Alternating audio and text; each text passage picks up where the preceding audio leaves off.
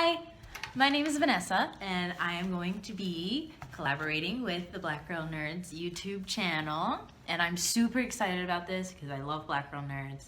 I love what we're doing here, and I am going to be here talking to you guys about some comics that I've read, some books that I've read, what I like, what I didn't like. And what I read recently was Miles Morales, The Ultimate Spider-Man. And I know I'm late to this train. I know I'm late to the party. But I love this. I read this yesterday. I blew through it yesterday and the day before. Look at him. Isn't he adorable? The little black Spider-Man. Like, who would have thought? If someone were to come up to me when I was like 6 and were to tell me that Spider-Man was black, I would have laughed at them and said that they were lying, because Peter Parker was obviously white. But Miles Morales is black, and that's beautiful.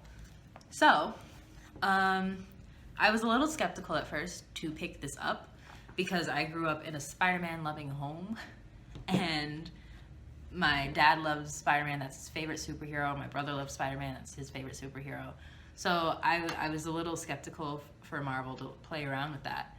But I got over it, and I read this, and I loved it. One of the things I really love about it is the art. You know, Marvel pulled through with the art always. Like, just look at this. Gorgeous. Like, beautiful. And I also loved Miles's like character arc.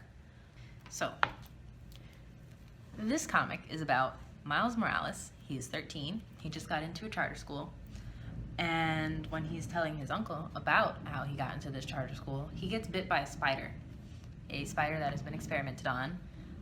Like Peter Parker has a number on its little arachnid butt, and Miles has to figure out what he's going to do with these powers, especially after Peter Parker dies, which is not a spoiler because it's on the back of the book.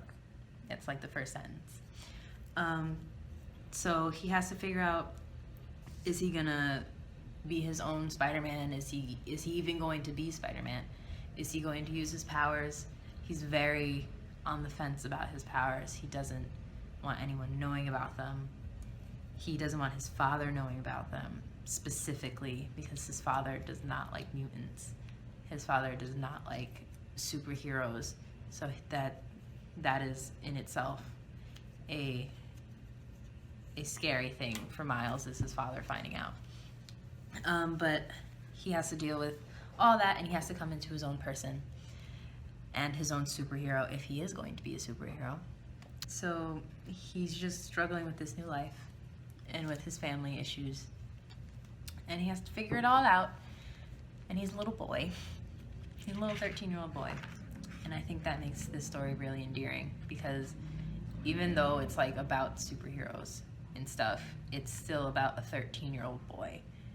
And I don't think this comic ever lets you forget that this is about a 13-year-old boy, and I really appreciate that.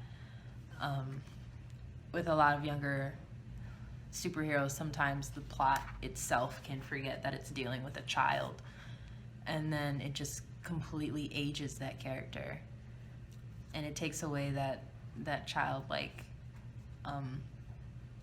characteristic. But Miles definitely maintains that, and I really like that. So yeah. And I also love the family dynamic, because it's just, I feel like it's so relatable. We all have family issues, but we all still love each other. And sometimes you can get over it, and sometimes you can't, and that's just life. And I think that this touches upon that very nicely. But yeah, I totally adore this, and I have to get the second one because this ends in a horrible cliffhanger. Like, not horrible as in a bad one, but like horrible as in like, wow, that's like a real cliffhanger. So I have to pick up the second one next time I get paid, and I'm probably gonna blow through it, and I'm probably gonna do another review. and that's gonna be fun. Another thing that I really, really enjoyed about Miles is that they kept the Spider-Man humor, because Spider-Man is known as being like such a quirky, sarcastic, kind of want to punch you in the face kind of guy, and Miles is starting to like really get those absurd punchlines and those absurd jokes in the middle of battle, and I love it because that's such a Spider-Man thing. Like, are all spiders funny? Like, I don't understand. Do you get bit by a spider and you're all of a sudden a comedian? But I love that quality, because it not only do you see that Miles is starting to get the hang of what he's doing, you can also see his character through his dialogue, and I really like that. So yeah, if you were skeptical about reading this, don't be, because it's wonderful and I love it.